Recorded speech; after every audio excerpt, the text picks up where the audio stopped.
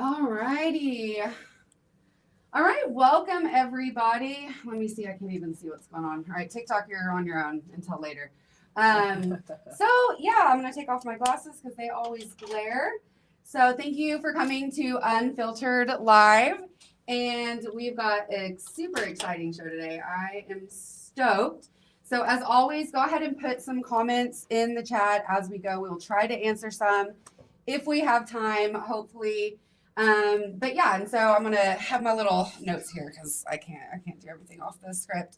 But yeah, so if you guys do not know, I am Erica Watkins, and I am one of the Democratic candidates for Oklahoma's first congressional district. And today we are having a conversation, but it is not about how to make capitalism nicer. It's not about giving capitalism better vibes.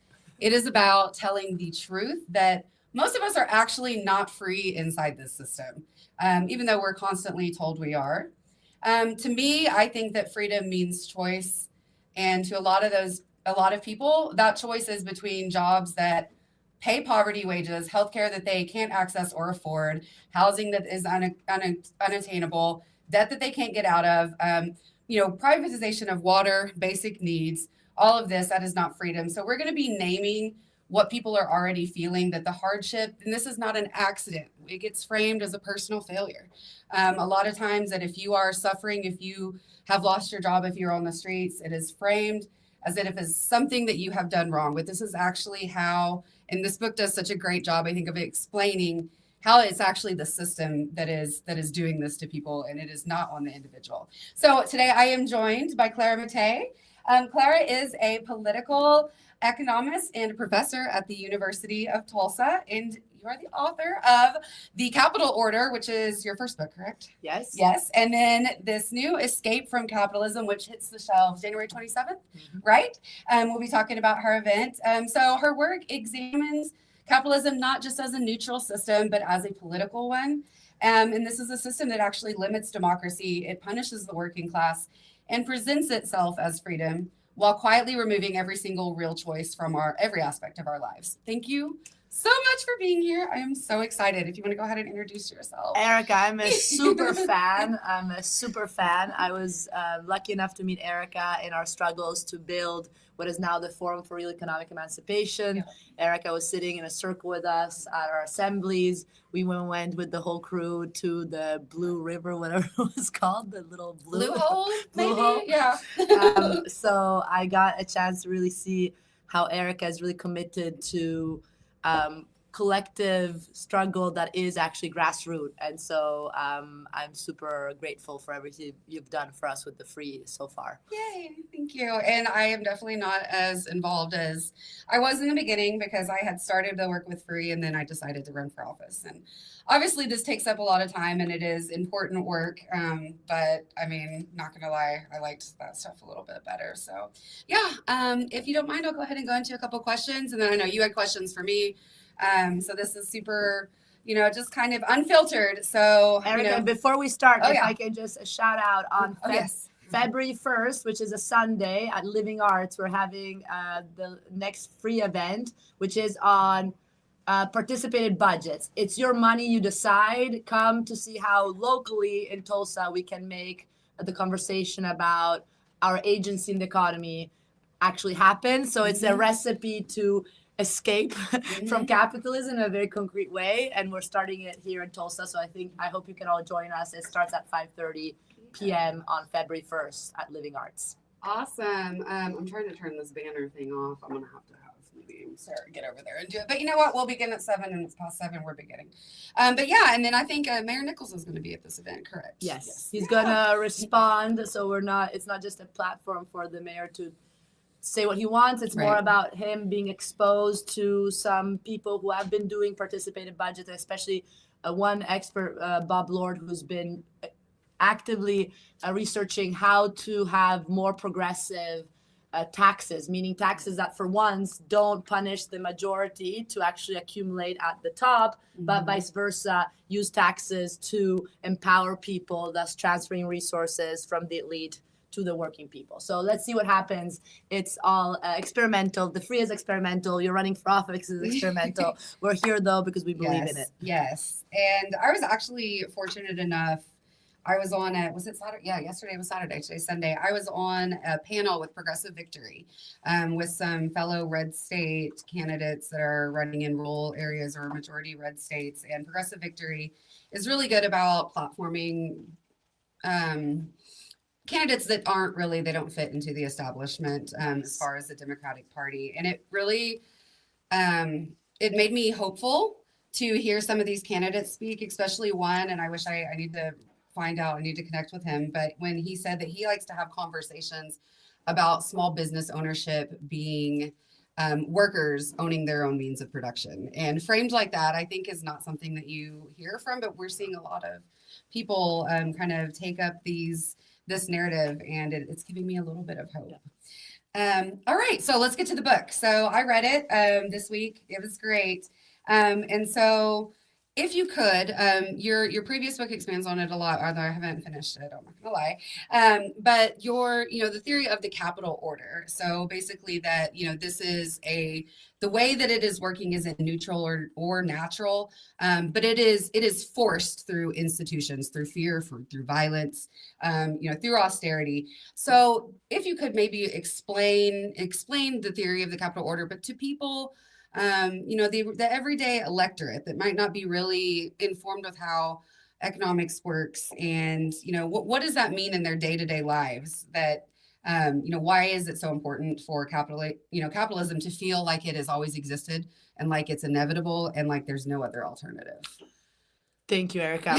So the book starts with a premise, which is that people understand how capitalism works much better than a lot of armchair economists who live a very privileged life, because they live it every day. And what they live, as you were pointing out, is actually coercion. Mm-hmm. So a form of compulsion, which is the basic compulsion that is very characteristic and peculiar about capitalism, which is the fact that if you don't find a job, you don't eat, you don't pay rent, you don't pay your medicine, and so forth. So this is the typical economic coercion that is, though, very invisibilized. It's not seen because it's so obvious and natural for us that when, from when we wake up and from when we're little, our parents tell us, well, you grow up and you'll get a job. You go to school to get a job. So it's nothing we really ever question, but we feel something is wrong because we feel trapped. And I know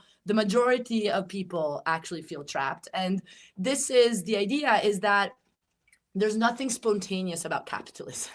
There's nothing, free markets are a myth, and there's nothing that just emerges on its own that is where we can actually work as these free individuals who can maximize their best choices, as economists usually tell us. It's actually quite the opposite. It's the fact that capitalism was based from the very origins on dispossessing the majority from accessing what they need. So from accessing their means of subsistence and their means of production. So, it was all about enclosing in Britain, enclosing of the commons in Britain, and in the US, of course, about settler colonialism and plundering land from the natives. So this lack of means of production means that we are dependent on others employing us in order to go home and eat. This is the capital order. It's to say that it's a political order. It's nothing neutral about it. And actually, it's not only not spontaneous, it's actively enforced by state institutions. And I think this is a main intuition in Marxian analysis, is to say this idea that, the left is for the state and the right is for the market, as if these two are like competing with each other and it's a zero-sum game. That's pure ideology to safeguard our economy, because there wouldn't be any market without the state. And the way the state operates under capitalism is constantly shifting resources away from people to increase their market dependence, to increase this compulsion that leaves us trapped, while protecting the other class in the picture, which are those who live off of their rents and their investment and ultimately off of revenue from capital. And that's what the state does. It protects the elite while it screws over the majority. And this is not irrational for our system. It's irrational for us because we do worse. But for the system, it's very rational because it allows us to keep going, have very little time to question, and constantly getting exploited. Yeah. Thank you. Thank you. I think that actually kind of segues really good into the other thing that I want to talk about, freedom. So, you know, we are supposed to be the land of the free, and it's like laughs and, you know, ice on the street right now. We're not free, and I believe this. And I think that, you know, there's a really good point that people are only free to sell their labor, really.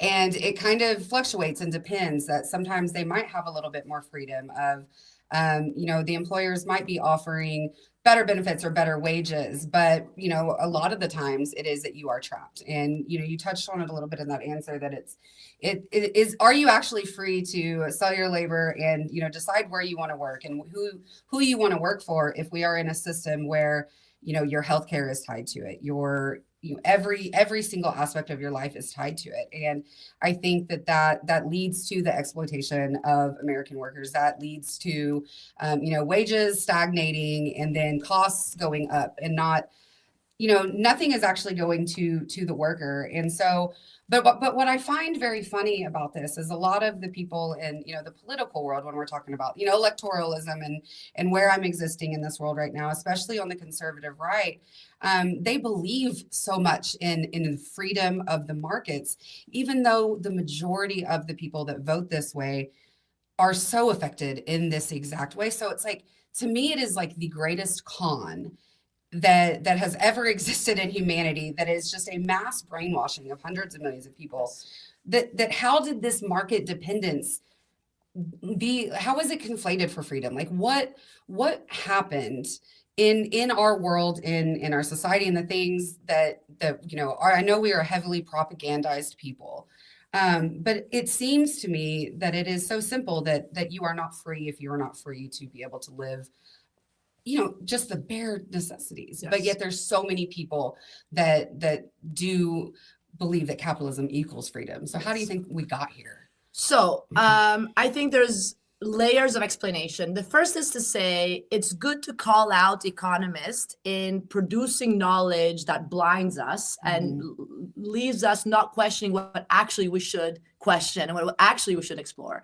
But the point is, in a good historical analysis, is to say, why is it, and this is the question Marx asked actually in his book, is why is it that these economists think the way they do?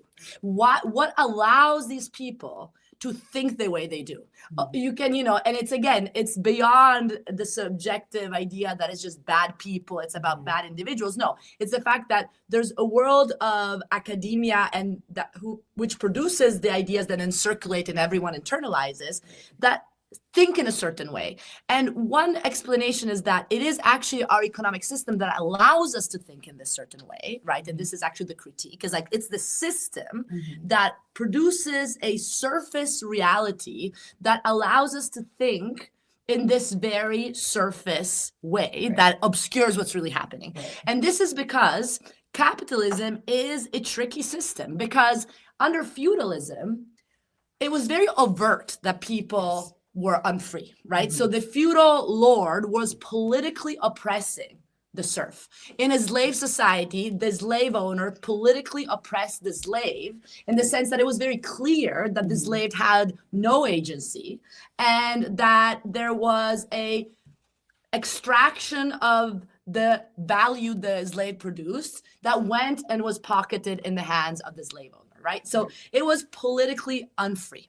Now, what is happening under capitalism, and of course, the conversation is that capitalism derives from slavery, but it's a simplified conceptual analysis, is like, and that's why maybe feudalism is a better example, is that what happens is that at certain points, under capitalism, things shifts. We are politically free, technically, right? Supposedly, and of course, we know again that this is a big simplification. Technically, at least formally speaking, we are all Americans, right? We can all pledge the flag and say we are all equally worth because we stand against behind the flag, right? This is the whole point of liberal constitutionalism, the idea that we have all equal formal rights. But the point is that this political freedom is really a farce because it stands on economic unfreedom. So if under feudalism, it was clear that we were politically unfree because we were economically unfree, and at the same time, the point is that this economic unfreedom under feudalism was different because people did have access to their means of subsistence. So they were coerced, again, in a very tangible way by the law, by force, right? Under capitalism, it happens that since we lose those means of subsistence that even example the slaves had, right? They were able to live on their own. Right. If we lose that because we become market dependent, and when we say market dependent, simply means, and it's a very simple concept, that to survive, you have to have money in your pocket because everything you need is mediated by commodities that you have to buy. Okay. Everything has become a commodity that you just have to buy. So you have to have money in your pocket. Right. So at that point, this is an economic unfreedom that does not require overt political coercion, because Mayor Nichols is not going to knock on your door and force you to go to work in the morning. What happens is that you need to go, you'll do it yourself, because otherwise you just end up in the streets like a lot of our fellow Tulsans and elsewhere, right? So this is the whole point, is that we're losing our means of subsistence. You are no longer supposedly formally politically unfree, but we remain deeply economically unfree. But this is more hidden. It's less obvious, right? Because as economists will tell us, you actually do have the choice, right? And this is the typical economic framework. And any individual has the choice between labor and leisure, right? And we can actually decide whether we want to work or we want to stay home. But this is a complete abstraction from the reality, which is that actually, no, we don't have the choice. But again, this is not politically enforced. It's due to the impersonal laws of the market that trap us much deeper. You know, feudalism came to an end because the subjects started escaping the lords. Right. We can't really escape unless we figure out an alternative socioeconomic system. We can't really escape anywhere because the whole world is basically market dependent at this point. Yeah, globalization is something. But I think that I'm going a little bit off script because I wanted to, you know, something that I think, especially in American politics, is, and when you say that the politics of economics are hidden, I think that's so spot on, especially in the U.S., because people in the U.S. view Bernie Sanders as like a far leftist extremist. And while he's got, you know, Medicare for all, he's got some progressive ideas. Like, I feel like, you know, kind of looking on the global scale of left versus right, when you actually bring economics into it, you know, he's center, maybe a little, maybe a notch center to the left. And we have been, you know, and so it's like, we're not even able to have these conversations out loud. And I know that, you know, McCarthyism and Cold War bullshit and all of that has been a part of why we can't have this conversation. But I really think that shows of like why it is intentionally kept out, that people we're having this right versus left with culture wars, that, you know, they want us to be fighting about all of these other things, so that we don't actually sit and have these conversations, because that's actually going to challenge it. I mean, and I wonder, like I said, off script, but with where you see the United States going right now. Sorry, let me put mine on Do Not Disturb. I mean, I always joke with Rick that, you know, it's only a matter of time before I'm brought up before a, you know, Senate investigation on un-American activities, because that's what happens in the past. And, you know, are we going to be able to go that far? Do you think that technology will help stifle that, and that we can actually maybe make some progress with these conversations? Because it's not just, you know, books and rallies anymore. Like, we are able to, one, I think, small thing that is a gift that technology is a double-edged sword, is that we do have instant communication with so many people. And so we're able to see what's going on. We've been able to see what's going on in Gaza. We've been able to see what's going on in Minneapolis in a way that this has always been how it's happened. But we just weren't able to see it now. And so do you think that'll help? Hopefully that made sense. Yeah. No, again, I think as everything, we know technology is not neutral, because it is the outcome of the real competition that is the capitalist war of capitalists against each other in order to beat one another and make it and accumulate So more. They can win. Accumulate more capital and concentrate more power, both economic and political. So of course the technology we have is a technology that kills our brains. And I see it organizing with the free. The reality is that these group chats and text messaging and phone mediation, they are just, they really, I think a lot of times create more problems than they solve, because people feel like everyone else should be constantly available, but and it just makes our life completely chaotic. So I just want to say, of course, we know that the iPhone is not the best thing. It's funny because I was actually on a panel with Adam Tooze, who's a good friend and like a very liberal, left liberal guy. And he's like, capitalism produces also great things. Think about your iPhone. And I'm just thinking, how is the iPhone a good thing? Yeah, like all it the literally exploitation and like child labor for the battery. not even thinking about like the fact that the genocide in Sudan is definitely connected with our iPhones. But it's also the consumers. The happy consumer is actually very unhappily trapped by a technology that literally makes us stupid.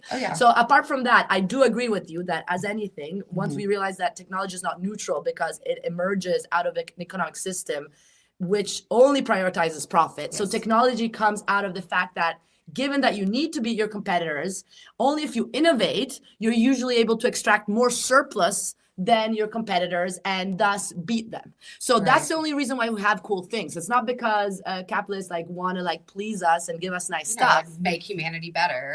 No, exactly. The point is that is actually the outcome of a process that is only motivated by profit. And this is very important. Like anything that serves our needs is a byproduct of something that is actually only focused on profit. And this is true also of our phones. This said, I think what you point out is true, is the fact that this is why there's so much oppression of these grassroots mobilization, especially all the student movement for Palestine, is that once on your phone, you see the atrocities that capitalism produces. And, in my book, I do have a whole chapter devoted to Palestine, actually. And again, not to exceptionalize Palestine, but to say Palestine is just the most overt expression of what happens more broadly and what happens between the global south and the global north all the time.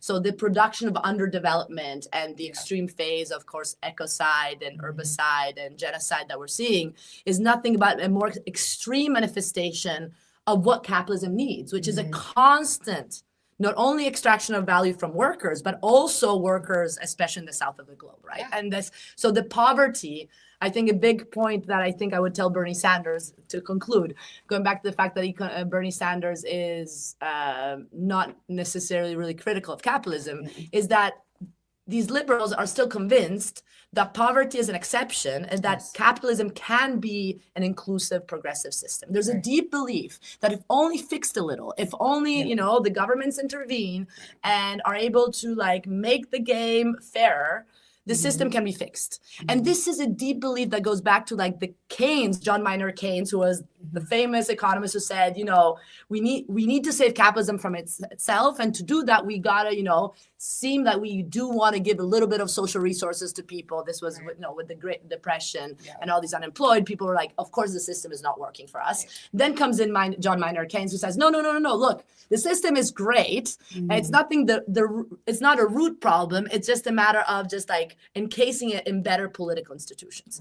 So what I want to point out in this book is to show that actually the system is rotten in its roots. And so poverty is not an exception. It's actually what you require in order to accumulate, right? There would be no wealth without poverty production. And this is especially the case for the reason why a quarter of the world population lives with less than $3.65 a day. And this is really important, is that wealth breeds poverty and poverty breeds wealth. And the two is like, that's the dependency theory, right? It's like you wouldn't have development without underdevelopment. I think this is the main thing that I would tell Bernie Sanders, like, we can't afford this perspective anymore. Like with this climate collapse, with everyone losing, it's time to say, why don't we think a little bit more courageously about changing the very relation of exploitation that is at the foundation of capitalism? Yeah, thank you. I think when you mention the global south, it's that when when the people, especially, people that are progressive and, the liberals that really do I think that it is short-sighted, because yeah, they have these reforms like, oh, we can fix capitalism as long as we have universal health care and student loan debt in the United States. And while, yes, that's going to improve the conditions of us here, what we're not seeing is the entire ecosystems and communities that are being destroyed in the global South, and have been for decades. And, the resource, not just the labor that is exploited, but natural resources that are not able to go into the economies of those countries so that they can build, because, we have American control, or, IMF, World Bank, things that, and then these countries are blamed for their political volatility and all of this, that are really because they're not given a chance. Because if they are able to maybe try to have maybe they want to try to do democracy. Remember, that's our thing. We spread democracy. Yes, of course. And we go to do this, but then it's like, oh, well, we can't, they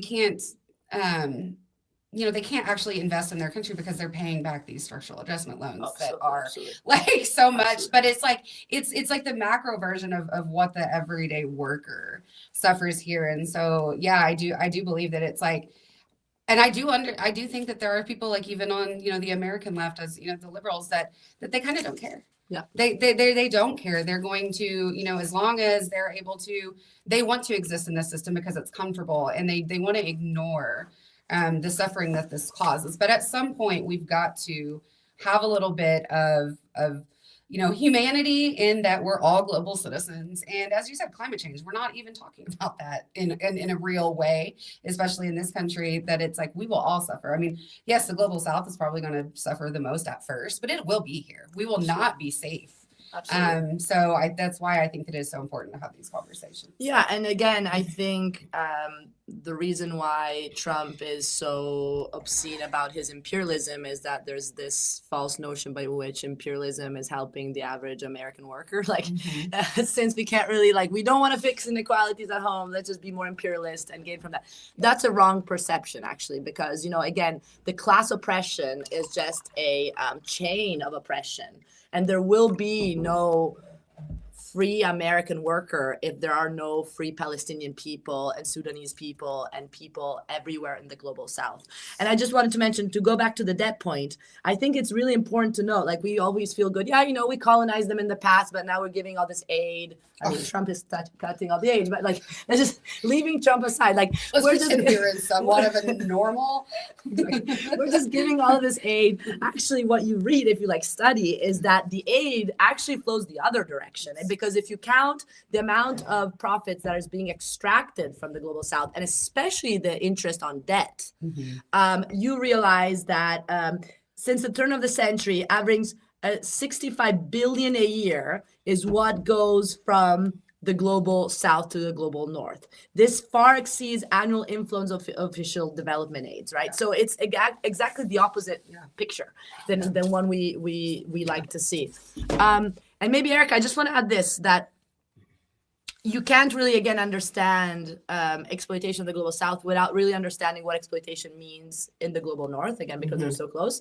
And when we talk about exploitation, it's very, very important to use the word in a technical sense, which is, of course, a word that is never used in liberal debate. If Bernie Sanders talking about exploitation, he'll mean people getting really underpaid, which we know, by the way, is the majority now. That's why actually half of the homeless population works, right?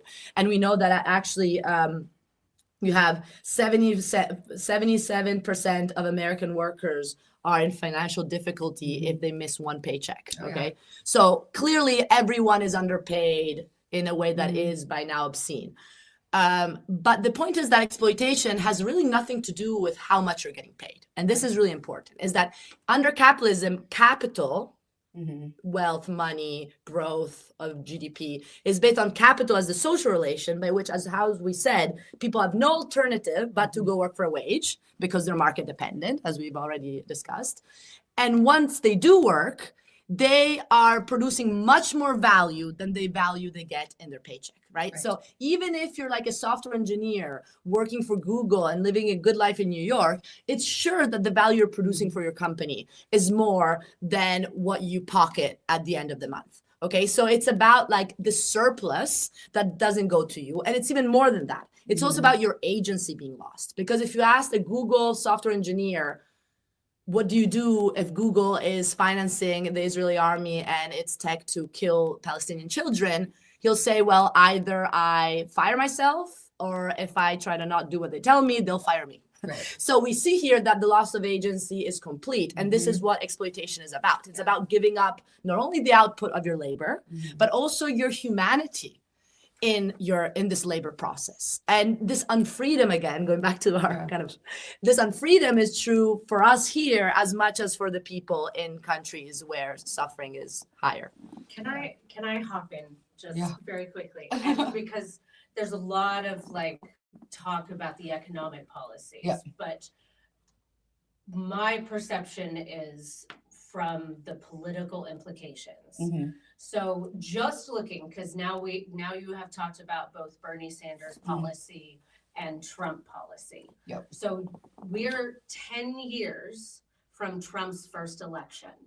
So 2016, and Claire, this is kind of my question to you, if you're aligned with my interpretation here of how this applies politically. So 2016 was a pivotal year for austerity and for capitalism, particularly in the political sphere in this country, because you had on the left, you had Bernie Sanders, who is a democratic socialist. He would argue that he is a socialist. I mean, he has said that a number of times. But democratic socialist. So democratic socialist, who is widely popular among the left, among the Democratic Party. Like, had there not been interference at the national level from the DNC, even though it was covert and, kind of like hard to like say, oh, that was the point that things changed. Like there were so many things happening simultaneously to like influence to ensure that Hillary was the nominee, which that is a whole discussion which we don't even need to get into. Whether or not you were a Hillary voter or a Bernie voter is irrelevant. There were forces at play manipulating that. So you had a wildly popular Democratic Socialist candidate that almost could have potentially, had that interference not happen, became the Democratic nominee for president. And then, even though on the operative side of the Democratic Party that I have operated in for the last decade plus, it is frustrating that a lot of the Bernie voters that voted in the primary stayed home in key states, and arguably, like data shows, it cost us the election in 2016. However, Hillary still got 3 million more votes than Trump did, over 3 million more votes than Trump did. So she won the popular vote, not by a little, but by a significant number.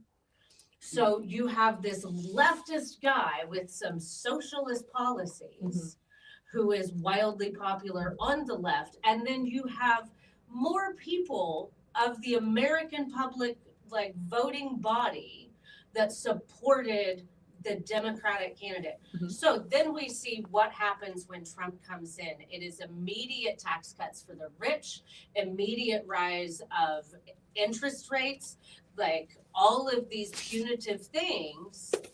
And that is how this plays out in the political sphere.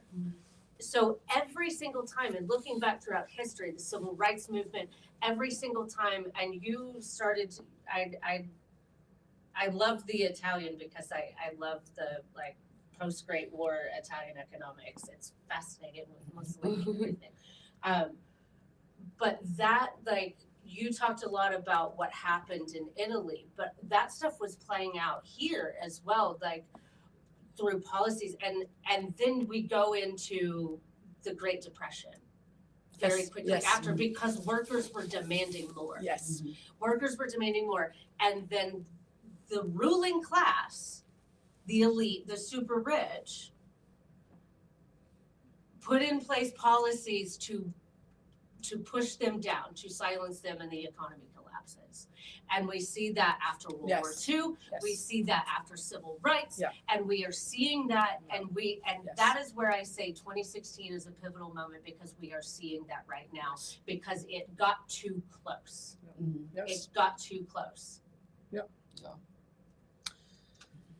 Yes, I agree. The point here, I think, is to Sorry, say. very long question. No, I think this is really important. Is that what I can do as a scholar is try to place the contingent events in a broader structural picture of what is possible under capitalism, and I think what you realize is that there are clear priorities at stake for the capitalist state, and the first priority is to protect the capital order. Oh, absolutely. And this is the whole point, is that recessions are bad for people, but often actually good for capitalism. Good for capitalism. Because the most important thing to realize, and this is where I think we can be also a little bit more optimistic, because if you believe that the system is inevitable, then that's how you kill agency. Because then people are like, okay, the max we can do is try to fight for some small reform that, by the way, is widely impossible potentially to get. But if you realize that capital as a social relation of exploitation is very political, because it's historical, it can change, and it's based on the subjugation of the majority, it's based on the oppression of the majority, so it's super fragile at the end of the day. So this point is that capital requires constant protection, and in these moments in which people stand up, organize, and potentially demand things that are taboo for capitalism, this is when the ruling class unites. And this is what I've shown in my own work. Mussolini, the founding father of fascism, was the best friend of the liberal head of the Bank of England, Montagu Norman, because Mussolini was doing exactly the policies the liberals wanted to make sure that people stopped demanding agency and the production process, stopped occupying factories, stopped wanting to take over production. So this is, I think, the main thing, is that we see cycles, and there's nothing deterministic. It's all political, and it's all about how people organize. But you see cycles in moments in which workers do get some bargaining power, the reaction of the elite is always austerity. And this is the norm. And the point is that austerity is not just a reaction in moments of empowerment for workers. It's always there, because in any moment, you don't want to put into question the capital order. So I think the point is that, unfortunately, the reason why Trump won was that people saw austerity as a permanent feature that was screwing over their lives. And the Fed increasing interest rates, and Trump playing the card of being critical with the Fed increasing interest rate did increase unemployment before there was actually 2 job openings for every person looking for employment, right? And this is what was 2022, I believe. And with interest rates going up, what happens? The economy slows down. Right. So maybe it's not a recession, but it's a slowing down. Right.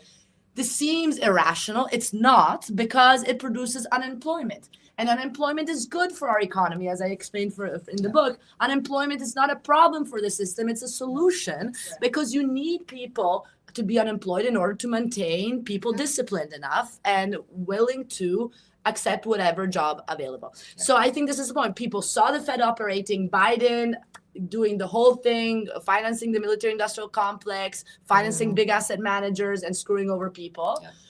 We know it was under Biden that actually the child tax credits were not renewed, and the child poverty between 2022 and 2023 doubled in the United States. Okay, so this is under the Dems. So people are like, okay, we want something different. Of course, we know that instead of doing something different, as any good authoritarian fascist leader, Trump is just doing more austerity. And with the one big beautiful bill, in which debt will increase, we see actually that just in 2027, and I think this is a relevant data point. 114.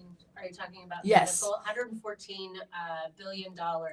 So $500 billion, and I'm so glad you brought this up, because I was about to say something.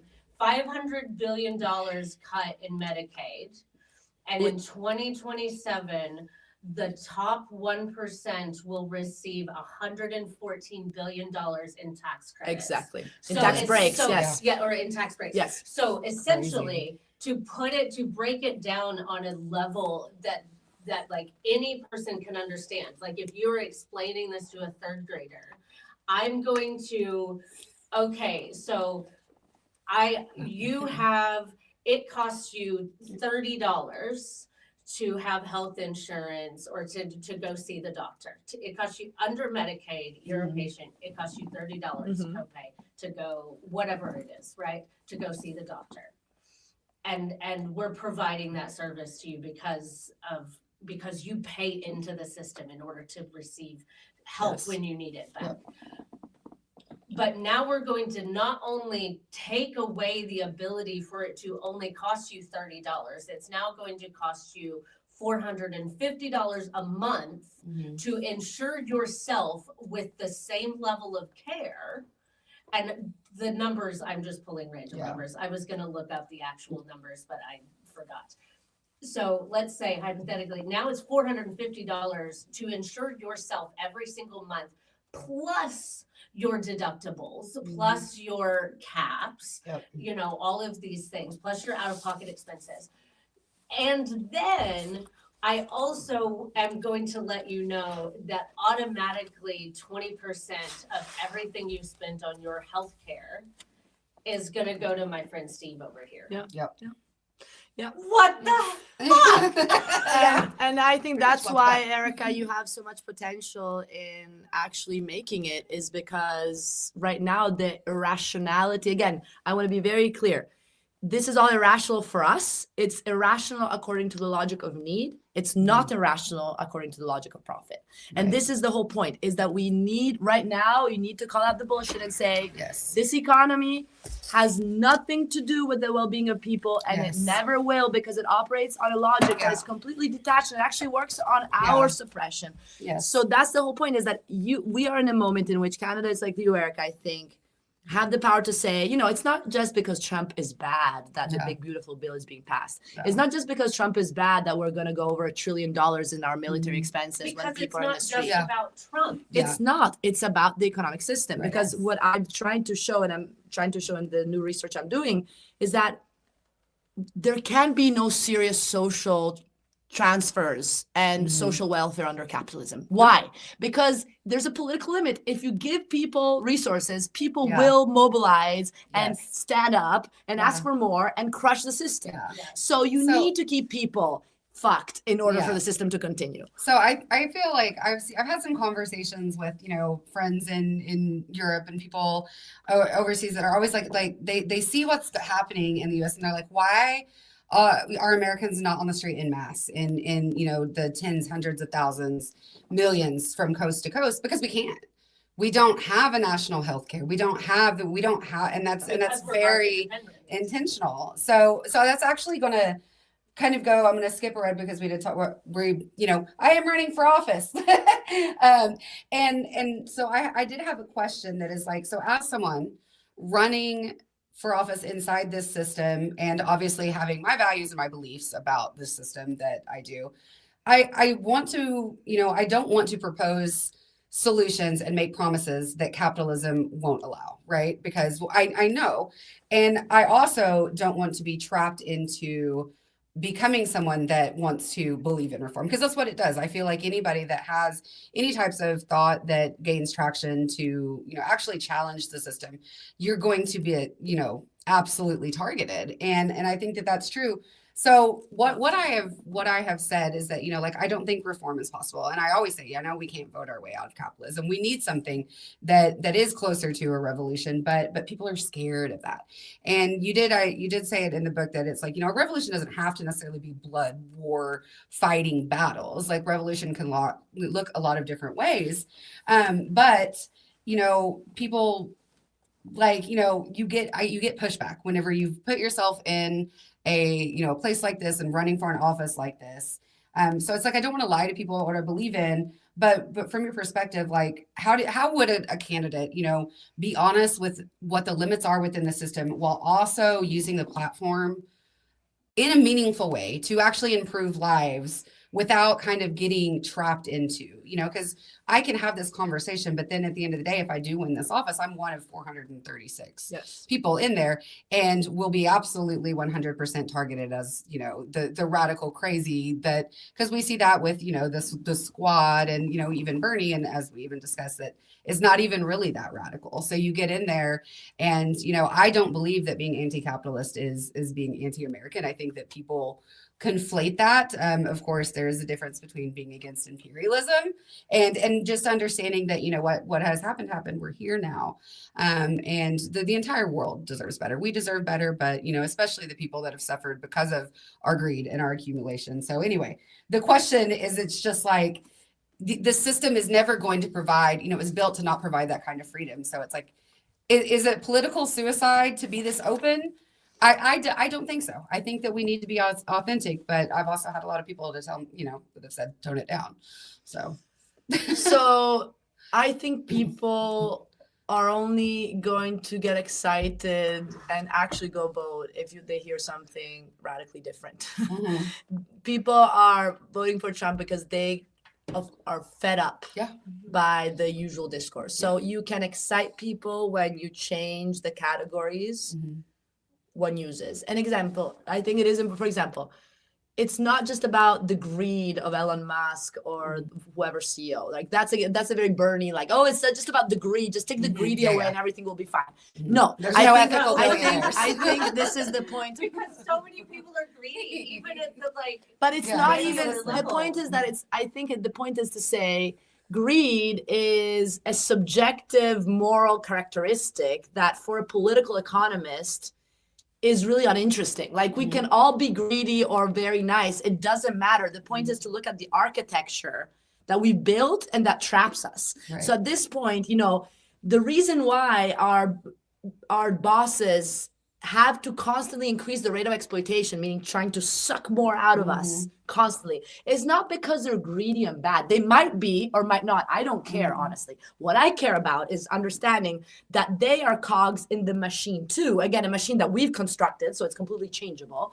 But, the point is that these people are, and these businesses are in cutthroat real competition. Yeah. If they don't exploit their worker, they're going to lose their position in the competition, get out of business, end up workers themselves, and someone else is going to accumulate and centralize. Right. Okay, so I think this is the type of narrative that I think you can provide to the table, which is much more empowering. It's like, let's stop thinking it's like the individual choices that are the problem here. It's the structure that it's the problem. And again, the structure, not to fall into determinism.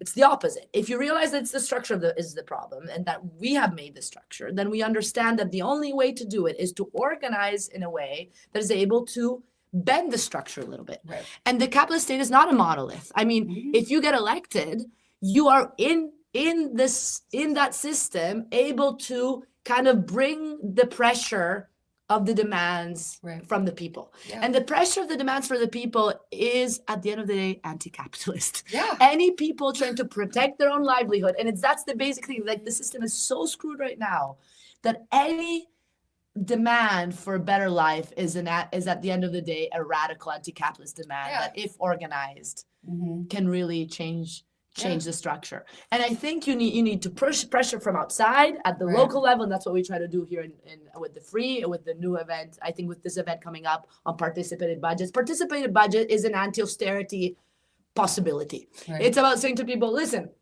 instead of leaving the technocrats and the elite use the budget to do what austerity does, which is, again, enrich the rich and impoverish the working people, why don't we take on decisions on the budget? Right. And why don't we ask taxes to be run differently and expenses to actually help finance the horrible social infrastructure? Okay. This is something that, if we have people receptive at the level of government, being local or national or federal, then that's when these pressures from the people can meet some ears and eyes, and the mobilization can grow. Yeah. Now, we well know how powerful the elite is, but at the same time, I want to stress, and this is very important, the reason why this elite is constantly mobilizing to crush us is because they know the system is not eternal. Yeah. So I want to add something on the on Erica's candidacy and candidates like Erica, whether or not it is political suicide. And my argument is that so candidates like Erica, and I'm not talking about progressive candidates, anti-capitalist candidates like Erica. I am talking about demographically and geographically in this country. The type of candidate that is willing to be anti-capitalist and very liberal and understands the benefits of certain social policies or socialist policies. The performance, should she flip this seat, it sends a signal to the elite, to the capitalist elite, to the conservatives, that if you can do it in the reddest state in the country, Oklahoma. They better then their you better pants. fucking watch out. Because if we can do it there, we can do it fucking anywhere. And that is the thing that really annoys me. It raises the hope. With the mentality of the political industry, that we only focus on the most quote unquote viable seats. Yes. We should be focusing on the least viable seats and flipping those and mobilizing people, because we've looked like the number of voters that just don't bother to show up in midterms in this district. They're anti-capitalist. Is ridiculous.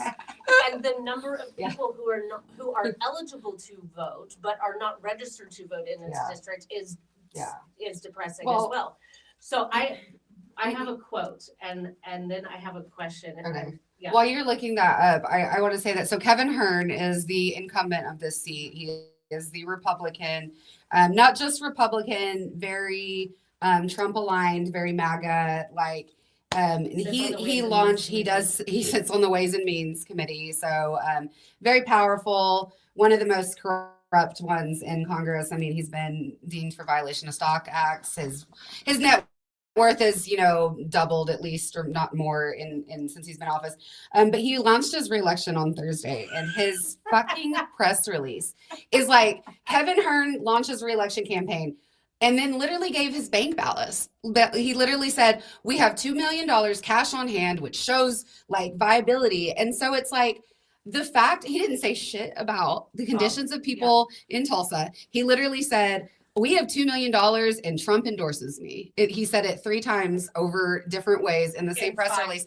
He doesnn't care about the people in his district. He doesn't care about small business owners in Tulsa that are his voting base. He doesn't care about the workers in Tulsa, which some of them are.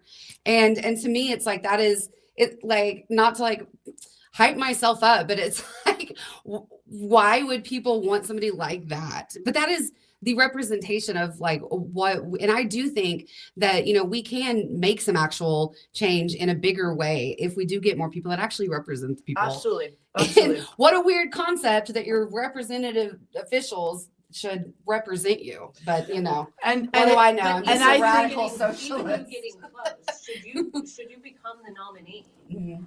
And be on the general ballot in November, even you getting close is monumental. Yes, I agree. And that is why it is so frustrating that we focus on these big ticket and dump millions and millions of dollars into one congressional race, when we could be like spreading the wealth and dumping like hundreds of thousands of dollars in like races like this all over the country and making those shifts politically. So this is the quote.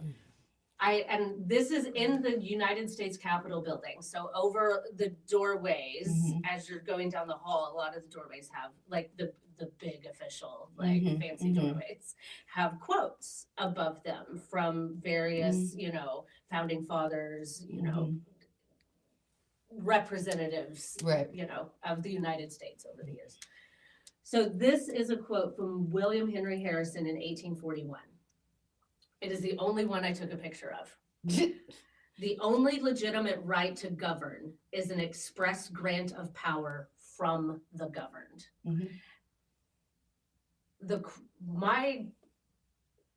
I saw that like 15 years ago. That is a thing that we have forgotten. Yeah. That is the heart of democracy in a democratic republic. People have the power. We do not adhere to that any longer because we don't vote, we are not engaged, and the system is built to keep us from doing those two things. We don't actually live in a democracy or a democratic republic in this country. But this is, I It think, is an illusion. This is an illusion. It's an But illusion. again, it's not because the conditions are terrible right now. It's been an illusion always because you can't have a political democracy if it's not based on economic democracy. And this is really, I end the book with Zeno Zini, who was a philosopher in Italy after the Great War, participating in the council movement, and he was teaching workers, and the title of his lecture was from citizen to producer. Citizen are sovereign only in theory, only on the day of election, if they're lucky, once every 4 years. The rest of the time, they have to abide by rules of the game they never can touch. And they are compelled by market dependence. Producers are instead those who take in their own hands the very material relations that form our daily lives. And this is what we need to struggle for. So I think that, Erica, the power of your voice should be a power to deconstruct those categories that serve a system that that everyone sees never really operated for them. So I think even the word socialism right now is so dangerous in the United States. You don't even need to use that term. Also because again, I think Bernie has twisted it in a way that it means nothing anyway. I mean, it's really about economic freedom. Let's reclaim those words that are so powerful, like freedom and choice. And those words that make, the people vote for Trump because they hear and they're like, let's, to make America great again, you need to abolish the genocidal settler colonial logic and extractive logic that has been at the foundation of the society. And this is something you can do by, I think, using a different language that otherwise plays too well for them, it's about economic democracy. I think the term economic democracy is really powerful because then it really gets to the core of it. And it's economic democracy is what you can start building at all the different levels. Having someone like you in the captive capitalist state, fighting from within, and also working through movement politics, through horizontal connections. And that's the real struggle. That's the key, is working together in parallel and realizing it doesn't have to be mutually exclusive. Absolutely. Because you can't have, a politician with these ideals without the movement behind you. But you can't have the movement without somebody at least in those structures of power to support the movement. You need both. You do. And you need, in order to Talking to you leftists that won't participate. No, you got it. It's very important. This is tactic. You need But it's a bourgeois establishment. It doesn't matter. The purism is bullshit. If we're purists, we'll do nothing. Absolutely nothing. Period. We need to be able to understand capitalism and struggle in all the ways we can. And the free itself, I think, is a great experiment to see, can we actually organize horizontally? Can we actually use a budget that is participated as we're trying to do? Can we actually mobilize people? Because if we're not able to run an organization and to take care of the local in 80 people, and if we don't re-educate ourselves to actually work collectively instead of being greedy and selfish, which is, again, something we get from the system we're in. If we don't do this process of re-education at the base, we can't go anywhere. So we need to have that component, and at the same time support courageous people like you, because I know it's you're making your life miserable in the next couple of months, but you're doing it because you have a hope, and I think the hope is right. It's you got to shake the system as much as possible. So I have one more question, and then a little wrap up, and then if there's any questions in the comments, I don't know if you can read what's going on TikTok. I don't know if it's there are a few questions. If we have a little bit of time, it is totally up to you for how long you want to stay. But my last question that I had is that I love that the book doesn't end in despair. This is a really heavy topic. It seems it's a huge weight, and it seems like this just big monolith that we can't go up against, but you're not doom and gloom about it, and that's what I really like, is that and you said that these systems, they are historical, they are changeable, and I think that it is important to note that it's those serfs that existed under feudalism, there was a time where the conversation was, this is how it's always been. It's always been a monarchy. It's always been a divine birthright to power. And and obviously, clearly, that's, we challenged that and then shifted to republic. And then, if we want to just look at the United States, that was, oh, well, what do you mean women could vote? No, it's only been men that could vote, and it's never been any different, and it could never be that. And oh, what do you mean that Black people are actually human beings and not, meant to be owned and sold and traded as property? This is how it's always been. And so we've always had that mindset of, this is always how it is, but we're making the systems. And so it is, because people say that right now, this is how it's been, this is how it's always be. It's the natural human way. No, that. I mean, it kills me. Capitalism's 250 years old, and humans have been around for 150,000 years, where we were a collective species. We're communal by nature. That is how we are supposed to exist. So I love that hope that the book ends on. So I guess the question is that, how can we help, people to believe that capitalism isn't our destiny, but it is just something that we've made up? And then, what kind of future would that look like for us? Thank you, Erica. $1 billion question. So first of all, knowledge is empowering. Knowledge can be emancipatory, and especially historical knowledge. So if we start saying, well, guess what? Capitalism has only been around for 0.1% of the time Homo sapiens has been on the planet. That relativizes as everything, because actually we've lived in collective communal spaces, in connection, harmonic, organic connection with nature, sharing values that had nothing to do with capitalism whatsoever for much longer than any other economic, than anything we see right now, right? Yeah. So this is the first thing, is that actually history helps us say capitalism has nothing to do with eternity. It's actually really young, really destructive. Yeah. And unnatural. We either change it now. It's very unnatural because it's like really subverts all of our humanity. And again, it's not because individuals are greedy. It's because our humanity is incompatible with the social relations we've created for ourselves. So this is the first thing, is to say it's young, it's destructive, and it's changeable by definition because it's made of people. And so I think this is the first thing, is that history helps, but then also concrete trial and error practice helps. The reason why I've been killing myself for the Forum for Real Economic Emancipation last months is because I think that after I study and write, I want to be coherent, and I want to see what we can do if we put all ourselves in it. Yeah.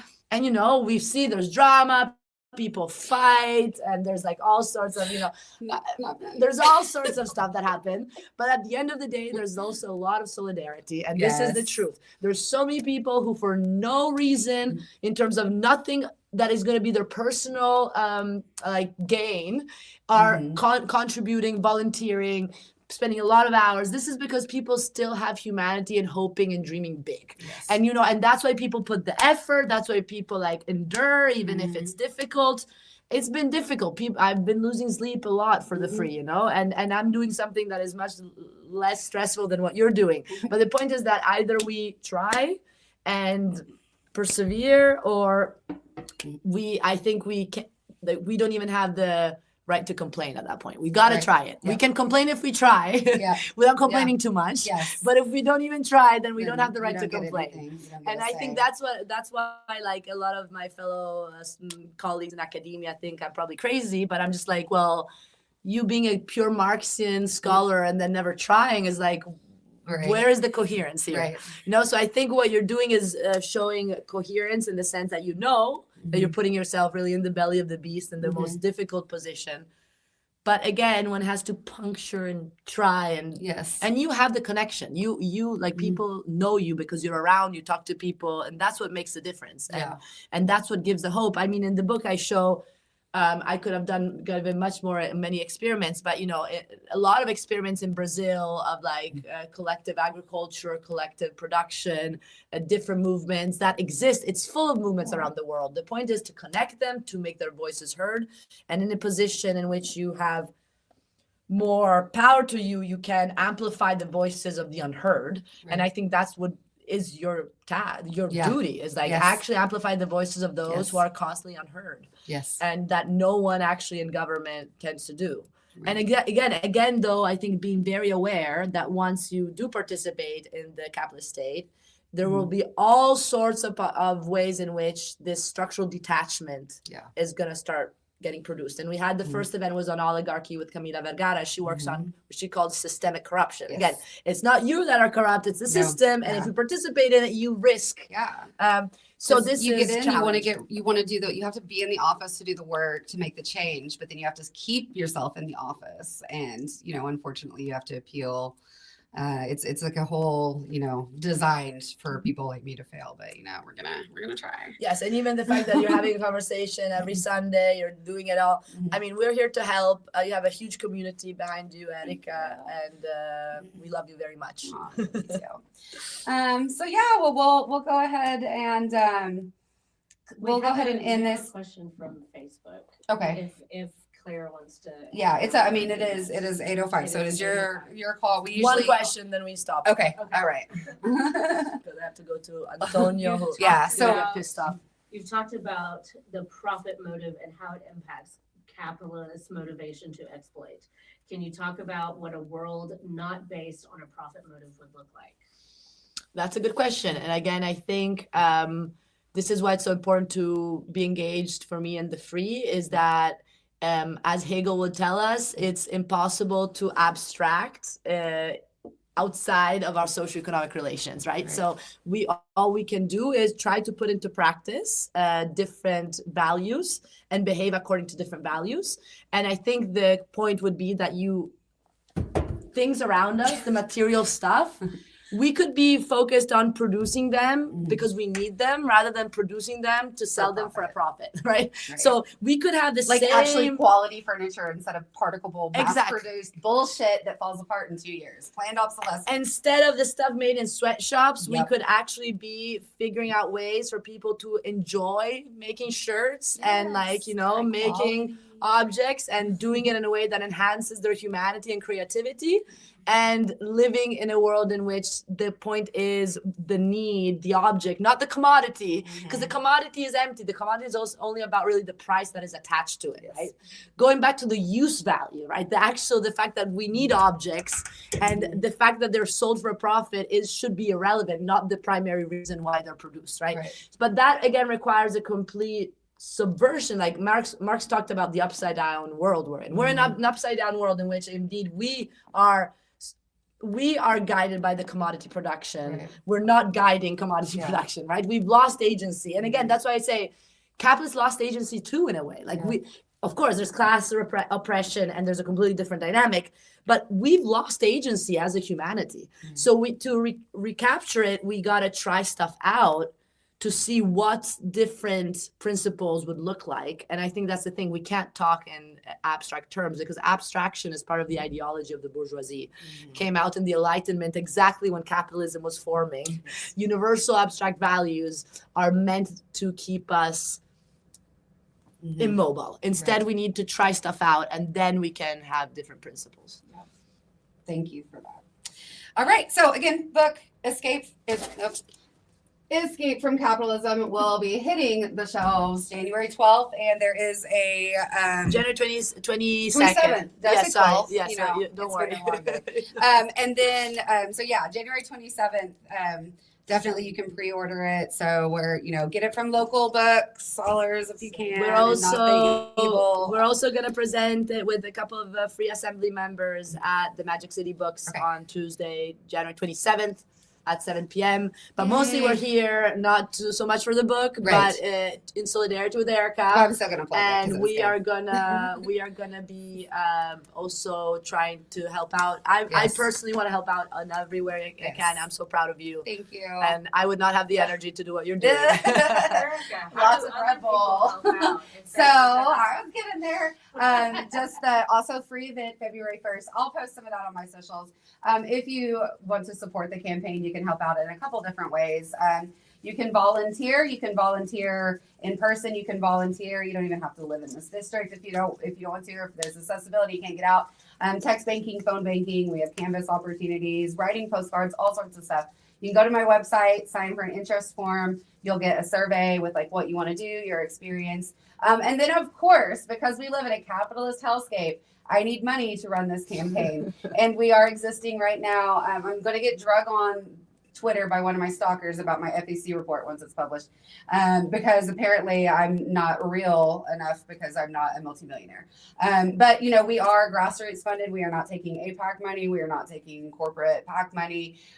So if you can donate to the campaign, that definitely helps. Every single dollar goes to actual voter research, or research actually technically, but outreach was the word that I was looking for, and connecting with people, especially in districts that get looked over. So unfortunately, it's the worst part of it. That's part of the game. So you can definitely support that way as well. Follow socials, and promote. Tell your friends. Register to vote if you haven't, especially leftists. I get it. I do. And if you're an independent, unfortunately, because we had a huge issue with the thing I'm not going to go into, you do have to be registered as a Democrat to vote in my primary. Register as a Democrat. I know. You can hold your nose while you do it. I get it. I used to be an independent too because I was too left for the Democratic Party, but you got to do what you got to do. And this is where we're at right now. Unfortunately, independents cannot vote in this primary like they were supposed to be able to. I can't change it. It sucks. Register and vote June 16th for me in the primary election. So I'm gonna go ahead and say good night. Good night. Thank y'all for joining. Bye. Bye-bye.